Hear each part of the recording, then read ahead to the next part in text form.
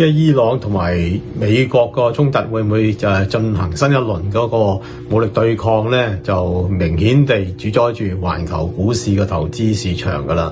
咁港股亦都唔例外啦。咁最近嘅發展啊，當然呢啲發展係經常有起有落啊。忽然又話談判，忽然又話破裂咁樣。暫時咧就美國唔滿意伊朗嗰個談判嘅回應。咁就不過咧，聽講話中東嘅國家要求美國就暫時唔好咁快去再次攻擊伊朗住。咁但係美國就話咧，可能會真係進行呢一類嘅攻擊嘅咁樣。咁實際上喺特朗普嘅角度睇咧，中期選舉擺喺前邊，再加上咧國會嗰個戰爭權力法案咧，亦都對佢有好大嘅牽制嘅。咁嗰個死線咧，6月1號咧，可能就快到咯。咁伊朗明顯知道呢件事情啦，咁於是咧希望就將佢盡量拖後啲，希望咧美國國會對特朗普進行一啲有一個有效嘅制約啊，咁或者將來因為咁樣咧，個談判個條件啊比較對伊朗有利嘅，咁兩者嗰個態度都會明顯嘅，亦都因為咁咧，最近嗰個膠着狀態唔可能會永久維持住啦，一係就以特朗普嘅嗰個今次行動嘅失敗告終，一係咧就伊朗要更加作出更大嘅讓步嚟完結咗今次嘅戰爭嘅。咁喺短時間裏邊，特朗普會加強武力攻擊伊朗嘅動機同埋機會咧，的而且確係上升咗嘅。咁就美股最近亦都有多少咁反應先啦。咁我哋唔好講美股我反正係處於高位啊。咁借機出現調整嘅機率短時間咧，係因為特朗普再加強動武嘅動機同可能性大嘅話咧，咁美股調整嘅壓力係會有嘅。咁港股現階段恒生指數都係25,000幾、26,000附近，係之前多次試過低位嘅重要支持位嚟㗎啦。咁試過幾次之後都能夠保持到反彈嘅話咧，咁即係個支持力度比較上強啦。但係由於喺現階段咧仲未實行嗰個加強美國加強武力攻擊伊朗，咁但係隱而未發。可能短時間裏面真係會出現咁嘅情況嘅。當然，如果喺呢段時間裏邊，伊朗突然間話，我受唔住壓力啦，我願意更加放軟姿態，放低談判嘅要求，咁局勢當然都會轉趨越緩和啦。咁恒指直機咧喺呢個水平咧出現技術反彈啦。咁但係咧就機會呢方面嘅估計，我又個人睇又未必好高嘅。因此咧，現水平25,000幾、26,000呢個技術支持咧，可能未必能夠支持得到啦。下破咧，而試啲下啲個位咧，有機會大。因此喺現階段咧，港股嗰個投資風險係高咗嘅。咁值博率其實搏一個反彈，亦都唔係太過理想。哪怕即使反彈嘅話咧，除非係完全解決咗中東呢個問題啦。若然唔係嘅話咧，反彈可能去到27,000左右會有一個上面嘅天花板。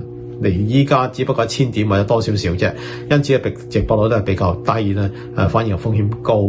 我建議咧喺部署上喺大市睇咧，現階段咧對恒生指數作一個比較悲觀啲嘅部署比較適宜啲嘅。中電信就最近宣布推出一啲token 嘅套餐啊，咁呢個當然係喺 AI 方面嘅發展咧，喺大模型向推廣到去 AI 同埋個商用啦，發展啦，同埋一個嗰個零售嗰方面，咁對佢嗰個收入多一個途徑啦。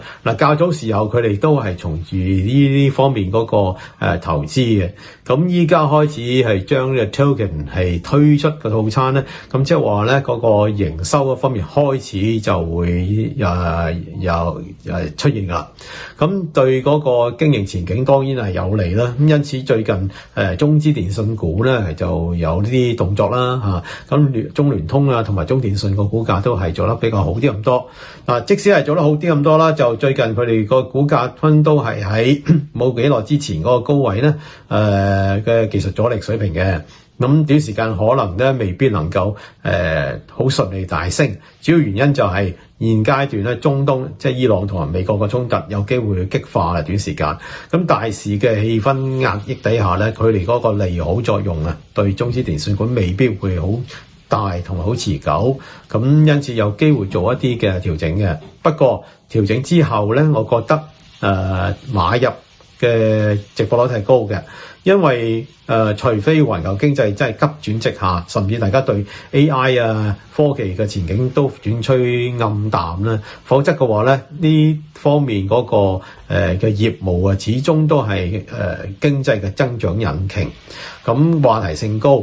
哪怕再向前睇嘅話咧，嗰個 AI 嘅業務可能係收入未必同嗰個投資對稱啊，但係冇咁快反映呢樣住噶嘛。先反映咧就收入增加，或者係大家對呢方面嘅 AI 嘅收入咧個憧憬重新出現，甚至增強。咁呢啲都對中資電信股咧嘅股價有個 AI 元素而向上推到嘅，所以咧值得咧係後機去吸納嘅。現階段唔係唔可以買，不過咧就可能冇一啲短時間裏邊有啲技術嘅調整嘅風險啦。最近內地汽車企業有唔少推出新嘅型號咧，但係咧就嗰個內地嘅汽車銷售前景咧，實際上係唔係理想，呢點我諗大家都好知道㗎啦。咁中間可能會某啲企業咧有啲特別嘅車型出嚟，大家就期望佢會係賣得好啦。有啲實際上係過去一段時間咧出車銷售方面亦都係算理想嘅，不過問題就在於咧產能過剩仍然存在，惡性競爭咧就難以避免。哪怕咧內地政府話反即係惡性競爭啦反內卷啦呢啲咁嘅情況推出都好啦，實際上對汽車業嘅經營都係仍然困難未係去除嘅。原因係在於咧個補貼裏邊咧唔會永遠提供呢個咁嘅便利啊。咁哪怕你就提供咗便利都好啦，我哋以年計嗰個收入經營等等咧，個增長率都會慢咗落嚟嘅，因為基數高咗嘛。第二咧就若然呢啲咁嘅補貼唔存在嘅話咧，自不然呢啲車企嘅經營就大受打擊嘅。咁無論有或者冇呢個補貼都好咧，內地汽車企業似乎都好被逼地咧進行一個割價傾銷同埋爭取市場。呢啲就係內卷嚟㗎啦。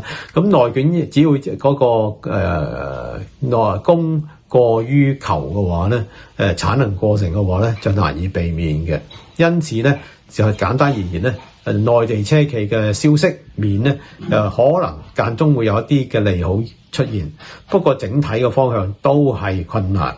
因此咧，實際上要揀嘅咧，揀汽車內企呢個板塊，實在我覺得都唔係太過建議啊。